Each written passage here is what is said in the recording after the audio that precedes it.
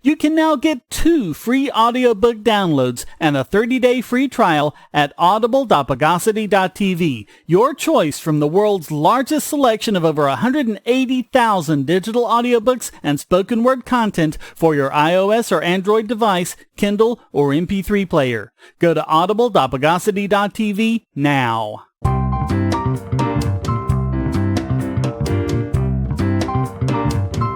Welcome to the Bogosity podcast for the week of October 15th, 2017, the podcast whose friends know the low rider.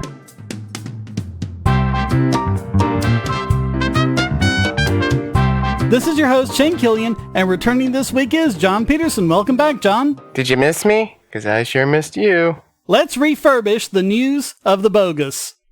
Catalonia has recently had their own Brexit vote, much to the chagrin of Spain. Just to get you up to speed to this point, under Franco, Catalan national identity and even their language came under attack. Thousands were executed in purges. After Franco died, Catalans started fighting for their independence. In 2006, Spain granted Catalonia nation status, but Spain's constitutional court struck that down, saying the Catalans were a nationality, but Catalonia was not a nation. You're joking, right? A lot of this might have something to do with the fact that Catalonia is the richest region in Spain and pays over $10 billion more in taxes than they receive in services. Jeez. So back in 2014, over 80% of Catalans voted for self-determination in a referendum, but again, the Constitutional Court rendered this unconstitutional and null. So on October 1st, they tried it again, with Spain fighting them every step of the way. They had to smuggle ballots in ballot boxes. Spain fought to get smartphone apps and websites about the vote taken down. They actually got Google to take down the apps from the Google Play Store. No shocker there, Shane. Well, it's kind of disturbing if Google is just going to cave to government demands to take down apps.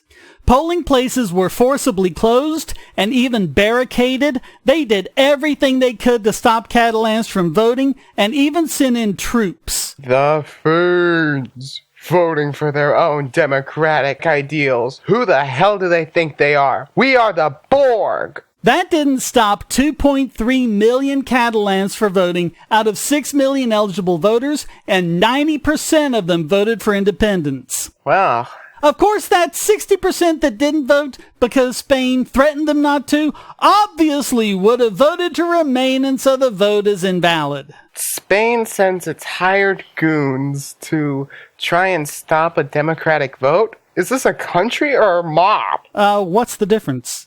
There is no difference. So now, Spain has given 2 requests of Catalan's leader. First, clarify if they are, in fact, declaring independence from Spain. And second, make sure the answer to the first question is no. Yep, straight up mafia tactics. Hey, if you want to stop with the declaring of the independence, we'll grant you all the protection you need. Forget about it. Yeah, I really miss Dave Turcotte for that. Well, yeah. He was great at that voice.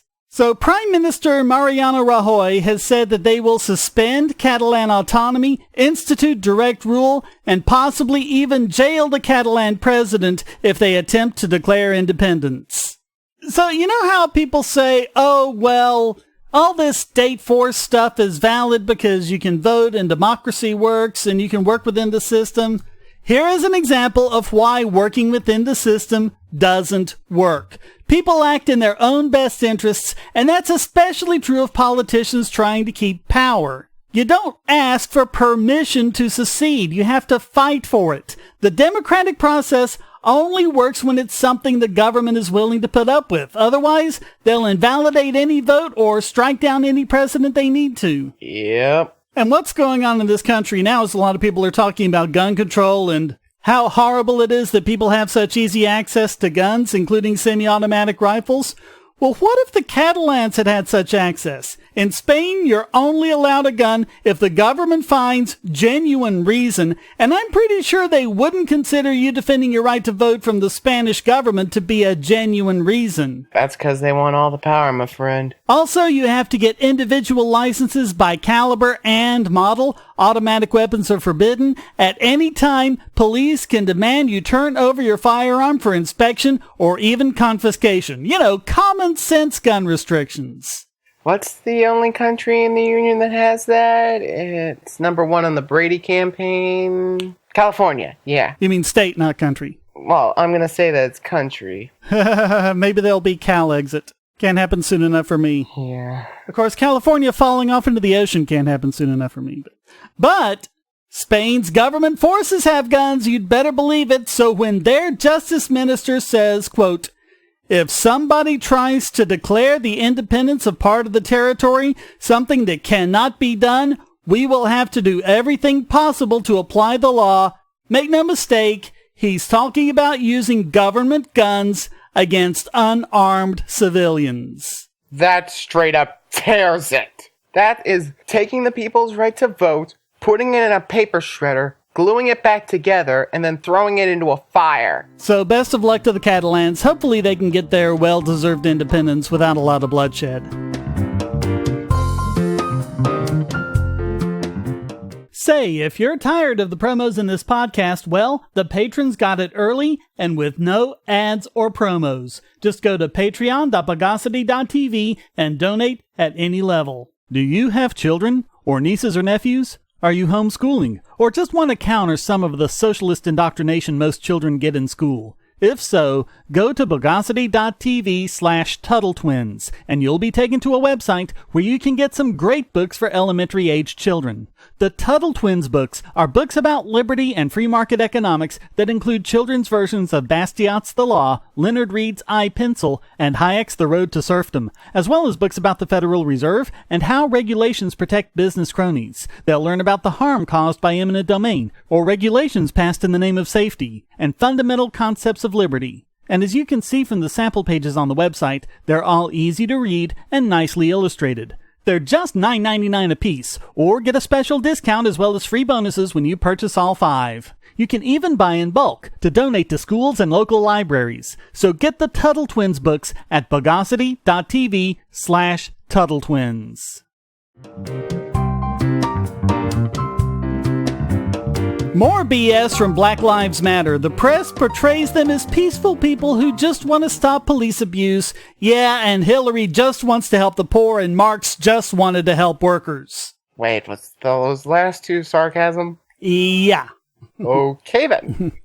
Well, as if they hadn't shown their true colors long before now, Black Lives Matter certainly did when they shut down a speech from the ACLU at the College of William and Mary, rushing the stage like they did with Milo Yiannopoulos. And that's the thing, folks. If you tolerate that behavior because it's done against someone you don't like, eventually it'll be done against someone you do like. Like our man Milo, who is a race-mixing, homosexual, British Greco-Jew. Who's also a Nazi, apparently. Ironically, the speech was about students and the First Amendment. First Amendment? What's that? Can I have it with sprinkles? The ACLU speaker, Claire Gastanaga, like Yiannopoulos before, initially welcomed them on stage, saying she liked the open discussion. But then BLM started chanting, ACLU, you protect Hitler too, and the oppressed are not impressed, and even shame, shame, shame, shame, echoing those faith militants from Game of Thrones, which, if you ask me, says everything about Black Lives Matter.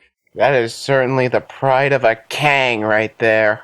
They also chanted, the revolution will not uphold the Constitution, meaning they don't want to uphold the Constitution. And, get this, liberalism is white supremacy.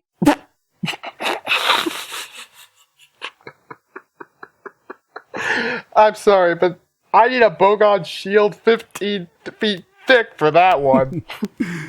They kept this up for 20 minutes. The ACLU speaker wasn't allowed to say any more, but organizers handed a microphone to the protesters' leader, who delivered a prepared statement. Organizers then canceled the event. Black Lives Matter wouldn't even let audience members approach Gastanaga to speak with her personally and ask questions. They surrounded her and shouted down everyone who tried to speak and drove them all away. The college's response to this isn't exactly what we would have hoped for. Quote, silencing certain voices in order to advance the cause of others is not acceptable in our community. This stifles debate and prevents those who've come to hear a speaker, our students in particular, from asking questions, often hard questions, and from engaging in a debate where the strength of ideas, not the power of shouting, is the currency. William & Mary must be a campus that welcomes difficult conversations, honest debate, and civil dialogue. But these students have already made up their minds about it. They don't like it, and they want to be the only ones to speak. What the university should have done is expel each and every one of them. But, of course, that won't happen because the university is too scared of cries of racism and white supremacy. But all that means that BLM will just be emboldened to take it up yet another notch next time.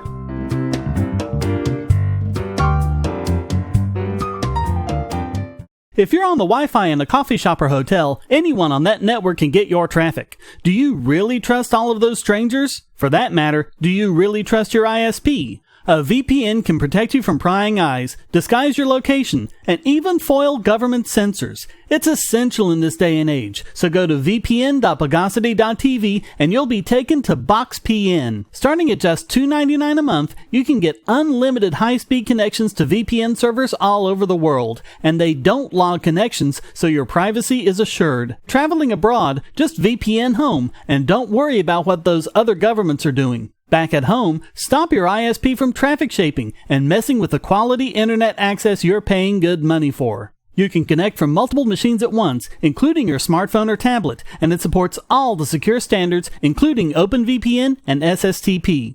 Bypass censors and surveillance with your own secure VPN connection. Go to vpn.bogosity.tv.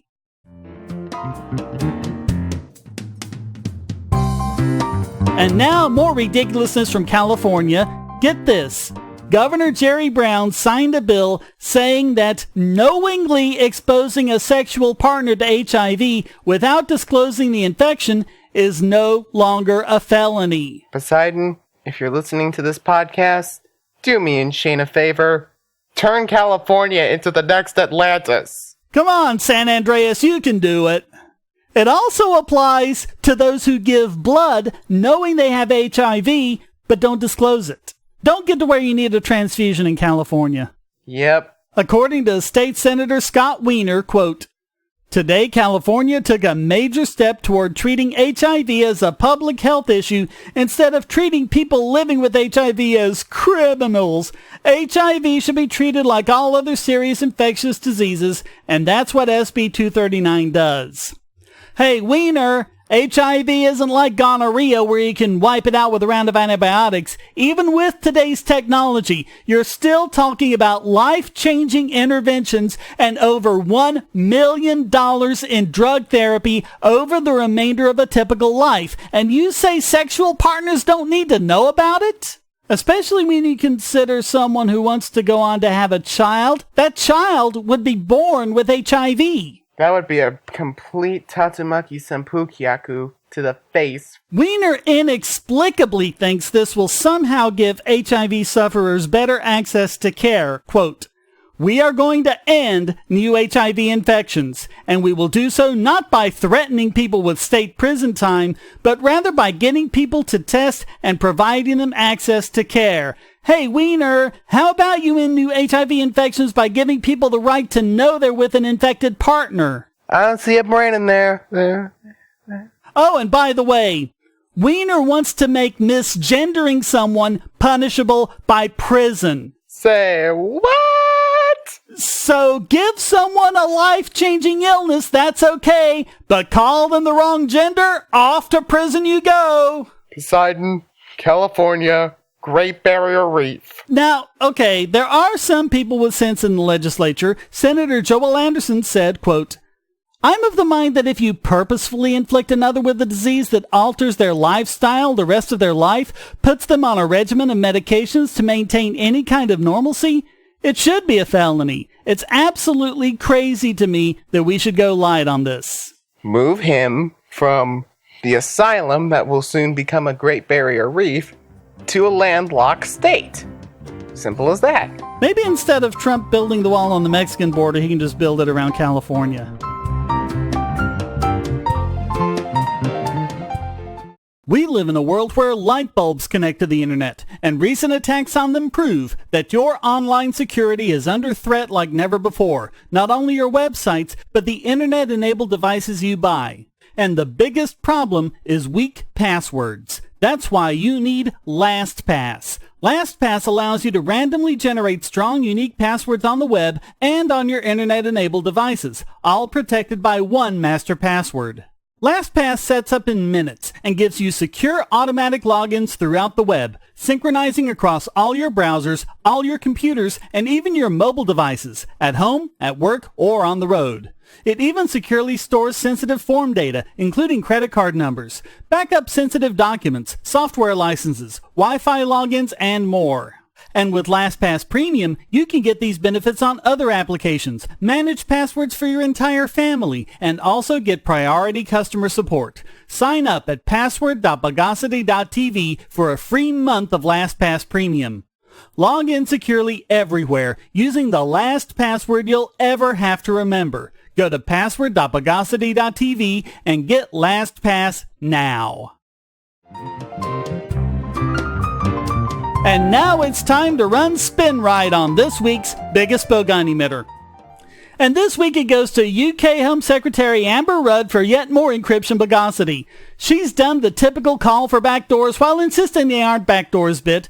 But as usual, she's getting opposition not only from activists, but from those who would have to create the backdoors. Wow. So like other politicians, she's insisting that terrorists are using strong encryption to plot attacks, but the attacks we've seen, they've communicated in the plane, and government still couldn't stop them, so we're kind of iffy on how backdoors and encryption would help. I mean, they can't even do it when they're not encrypting. How about you show us you can do it when they're communicating out in the open first? At a conference, she said that she didn't want to ban encryption, just allow easier access by police and security services. Once again, I'll read this quote from Bıᴛᴄᴏıır's Applied Cryptography textbook. There are two kinds of cryptography in this world. Cryptography that will stop your kid sister from reading your files, and cryptography that will stop major governments from reading your files. So what she wants to do is to put all of our crypto into the kid sister category. You can't be serious, Shane. That's what it will do. She wants to protect us from kid sisters, I guess. And instead of people who drive peaceful trucks through crowds of people, killing and injuring who knows how many. Yeah. When an audience member asked her if she understood how end-to-end encryption actually worked, she said, quote, "It's so easy to be patronized in this business. We will do our best to understand it. We will take advice from other people. But I do feel that there is a sea of criticism for any of us who try and legislate in new areas, who will automatically be sneered at and laughed at for not getting it right. Look, Rudd, the information is out there. You can learn it on your own at many different websites and computer security blogs written to explain it to the layperson." I doubt she's going to listen. She's on a friggin' power trip. Yeah, listen to this next quote. "I don't need to understand how encryption works to understand how it's helping end-to-end encryption the criminals." 2 words, Rudd. Computer class. She doesn't need to know what she's talking about. Way I see it, she's not fit to hold the office of file clerk or even a cashier at McDonald's. No. You see, all she has to do is put the words on paper, and then it's up to Silicon Valley to do the rest. As Internet Association Chief Executive Michael Beckerman pointed out, quote, "It is just math, and it has been invented. It can't be uninvented. So even if every internet company that we represent said, okay, we're turning off encryption, you're just weakening the security for everybody in this room, but that math, that technology, still exists for others to use on other platforms." Well, she shot back and said that the tech industry had a moral obligation to do more to help fight against crime and terrorism. She had no response to his actual point. She's just considering terrorists. She's not considering how encryption protects the rest of us. And it's sort of like gun control. Encryption control will just stop law-abiding people while not doing anything to stop the criminals. Same with DRM, same with the war on drugs, same with any other victimless crime. And you know what? The government has moral obligations too. Obligations it continually fails to live up to. She just wants moral obligations to apply to the citizenry and private companies, not the government. So Rudd, if you don't like being talked down to by tech leaders, how about listening to what they have to say? If you don't, you'll find yourself being called far worse than merely this week's biggest Bogon emitter.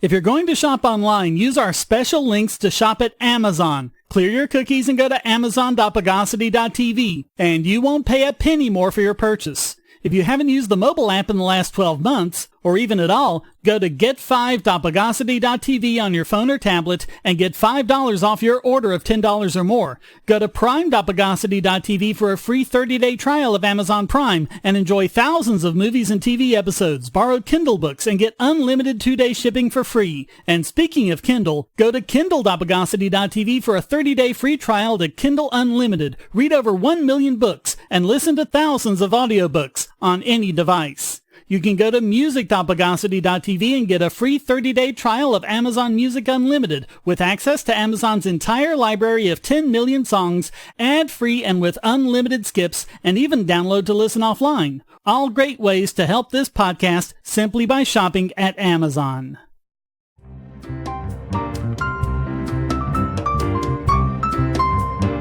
And now let's hit a special move combo against this week's Extraordinaire!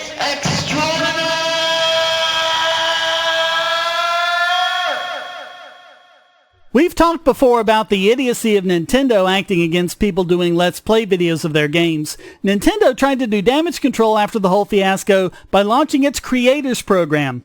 The idea is that YouTubers who joined the program could use games showing Nintendo IP in exchange for revenue sharing between the creator and Nintendo. Of course, as many predicted, things got bogged down in all sorts of conditions, including requiring only positive coverage and whitelists and blacklists saying what games could and couldn't be covered. Some creators just stopped covering Nintendo games altogether, and basically everyone was wondering how they possibly could have handled all this so incredibly badly. Well, now, things have gotten really weird. Nintendo has all of a sudden stopped live streams of channels affiliated with its Creators Program. Quote, as of today, YouTubers who are also registered members of the Nintendo Creators Program are no longer allowed to broadcast content on YouTube Live. Nintendo gives partners two options. They can broadcast content on YouTube Live from a channel that isn't registered to the program, or they can cancel their channel's registration to the program and instead register their videos to the program separately. Now remember, the whole point of the Creators Program was that people wouldn't have to worry about crap like this. Now look, Nintendo, you've made some games. Some really killer ones, like Legend of Zelda, Star Fox, F-Zero, and Pokemon. And this was back during the reign of then-President Satoru Iwata, may he rest in peace. But this is Bogosity on a level I haven't seen since the era of Barack Obama himself. I had respect for you people. I loved your work. One of the first games I ever played was Super Mario World back on the Super Nintendo. And seeing you like this, I don't have words. I'm at a loss. Usually I'd come up with a snarky remark or something, Shane, but here, just like the slavery story, I'm at a loss for words. All I have to say is, Nintendo, get your priorities in order. Now. Reaction from creators has ranged from anger to just plain confusion. Are they talking about all live streams or just ones featuring Nintendo products or what? And why would you have to leave the Creators Program to have more options for broadcasting? Does this apply to Twitch live streams as well? Nintendo isn't responding to these questions even when it comes from gaming journalists at sites like Kotaku, and that's just adding to the frustration. But the bottom line is, forcing creators to jump through a whole bunch of hoops so they can be allowed to cover Nintendo products, only to turn around and slap them in the face for jumping through these hoops, is not a good way of doing business. If Nintendo had just left things as they were back in 2014, everyone would be happy with them and these videos would be generating lots of revenues for them as people saw the games in action and decided they wanted to play them. But they let short-sighted greed overpower forward-looking self-interest, and they still haven't learned their lesson. Not only have they stabbed themselves in the back with this behavior, they seem continually insistent on twisting the knife. Yeah, and it is with a heavy heart that Shane and I have to make Nintendo this week's Idiot Extraordinaire! Well, that wraps up this Come On, Cheer Up, You're Gonna Ruin the Funeral edition of the Bogosity podcast. Come join the discussion at forum.bogosity.tv and feel free to send a question, statement, news article, or rant in text or audio to podcast@bogosity.tv. This podcast depends on you to keep going, so please donate using the links on the website or the QR codes in the thumbnail, or become a patron at patreon.bogosity.tv and get the podcast and YouTube videos early and without ads or promos. Thank you for listening, and thanks to John Petersen for joining me. You're welcome, man. Now if you'll excuse me, I need to think about Benihana's. Until next time, here's a quote from Neil Gaiman. Even when an appeals court-sized decision is handed down, it probably won't become cut and dried, because fair use is one of those things, like pornography, we are meant to know when we see them. The Bogosity podcast is licensed under Creative Commons Attribution, Non-Commercial, No Derivatives 4.0 International License.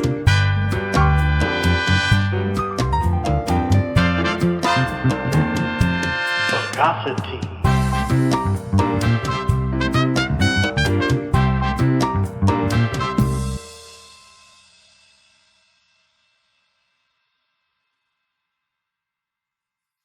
Christmas time is coming, and the most classic of Christmas stories is A Christmas Carol. But how much do you know about the original Charles Dickens novella? Have you dismissed it as a children's book with one-dimensional characters amounting to nothing but platitudes and cliches? Maybe your appreciation of the book was even muted by those dry, boring, annotated books they made you read in school. My book, the sarcastically annotated A Christmas Carol by Charles Dickens, uses both facts and humor to present the book in a way you probably haven't seen it before.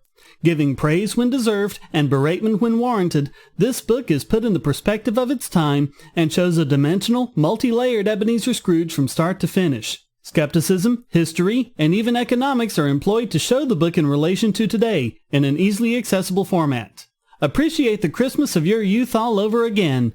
Get the sarcastically annotated A Christmas Carol by Charles Dickens, available at Amazon and on PDF as well.